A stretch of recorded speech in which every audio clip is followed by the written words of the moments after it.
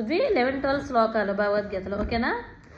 అయనేషు చ సర్వేషు యదా భాగమవస్థితః భీష్మమేవాభిరక్షन्तు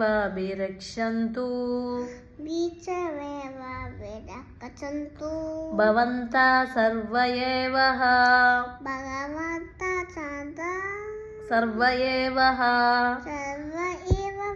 దాని మీనింగ్ చెప్తాను. దుర్యోధనుడు సైన్యాన్ని చూసి ఏమంటున్నాడంటే, సైనికులారా, మీ అందరూ కూడా మీ మీ వ్యూహాత్మకమైన స్థానాలలో మీరు ఉంటూ ఎవరికి సహాయం చేయమన్నాడు?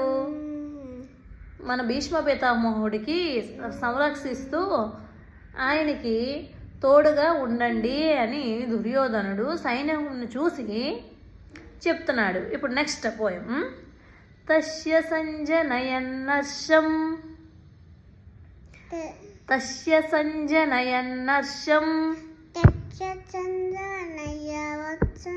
కురు వృద్ధా పితామహః.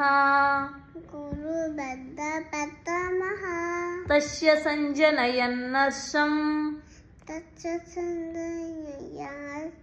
కురు వృద్ధా పితామహః.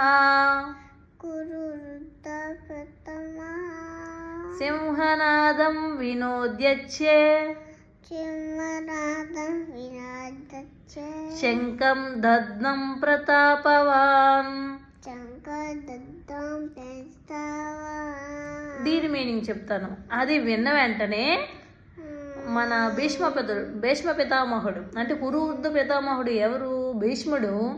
తస్య సంజనయన్నర్షం అంటే యువరాజుకి సంతోషం కలిగించడాని కోసం చాలా గట్టిగా తన శంఖాన్ని పూరించాడు.